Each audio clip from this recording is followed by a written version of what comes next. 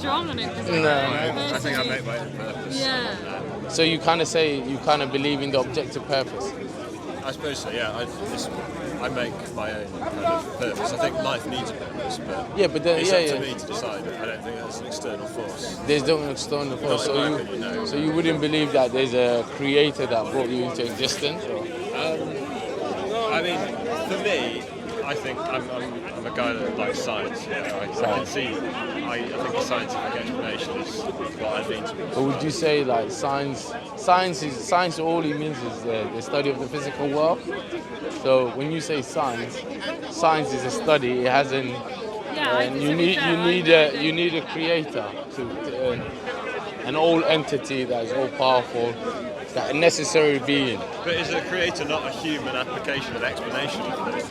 We don't say that. We say that the creator is not human. So everything you have in the world is dependent upon something. No, but the concept of a creator is something that is a human. No. That might be Christianity. Our concept of God is there's a chapter of the Quran that in 112 says say God is one. قل هو الله أحد. Allah is all absolute. لم يلد قل هو الله أحد. الله الصمد. لم يلد ولم يولد ولم يكن له كفوا أحد. So God is one and only. He doesn't begot, no one is given children, and he's absolute and he's incomparable. You can't compare it to anything. So the Quran is so detailed what God is and the concept of God and his attributes. We don't say God is a man or woman, and Islam actually believes God is genderless as well. So from the Christian's point of view, God becoming a man and Mary looking after God, that is not the all necessary being. So what I would say to you, the best convincing argument for you would be is everything you have in the universe is dependent. So you can't have multiple dependent things. So at one point you have to have an independent thing that all dependent things depend upon. The necessary being, and we say that's God.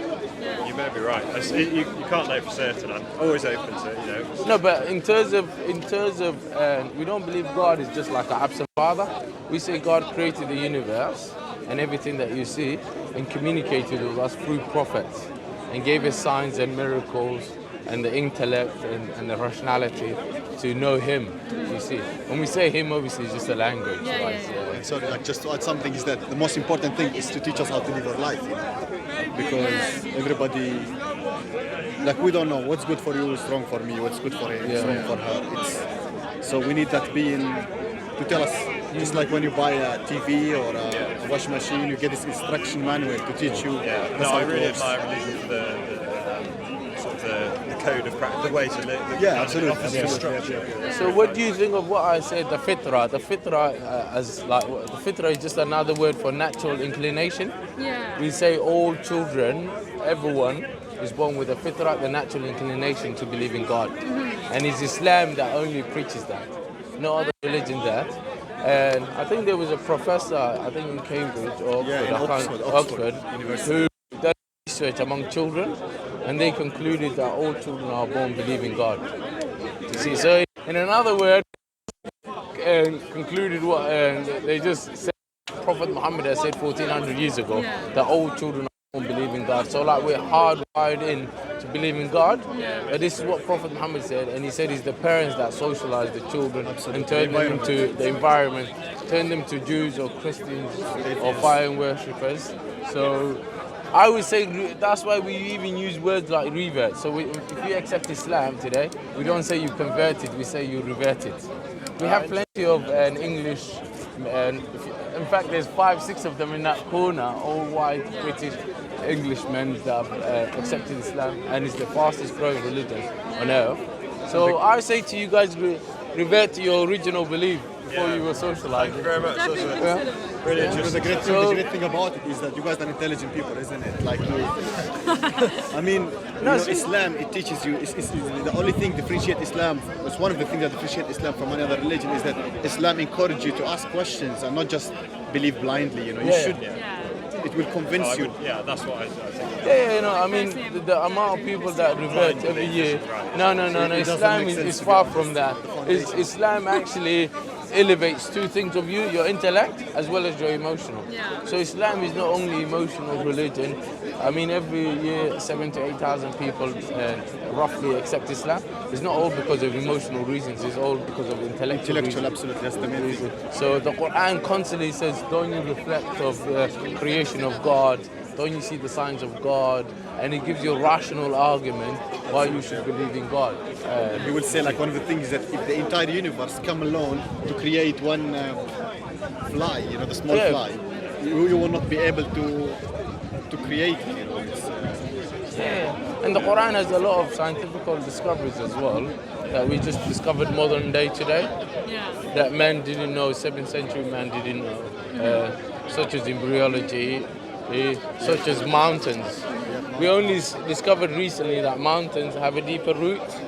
And what we see is just 25% of the big one. Like the Everest, imagine it's 9,000, the top you see, 9,000 feet, but the deep of it is like, exactly. And that's how the Quran actually describes There's a lot of values to be found in religion, like there's a lot you can learn from that. Yeah, we might have Have you guys, and if I may ask you, have you researched Islam whatsoever? Have you read the Quran? Or?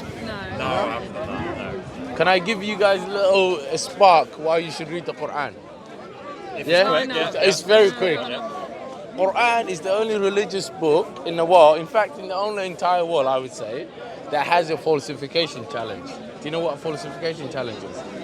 Falsification challenge is if both of you are competing about who's the fastest, what's the best way of settling it? Race. So a falsification test basically is a method that you do to find out the truth.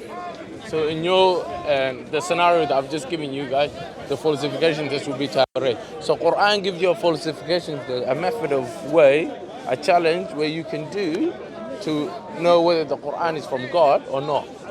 And it says all you have to do is find one single contradiction. That's one of the falsification tests. Guess what? No, this challenge has never been met and still standing. 1400s, our establishment is paying millions of pounds to falsify the Quran. They can't. Another challenge is just create a chapter like the Quran, and that's for non-Arabs like me and you. I'm non-Arab. Study the language God is telling us and create a chapter like the Quran. The smallest chapter of the Quran is like 3 lines.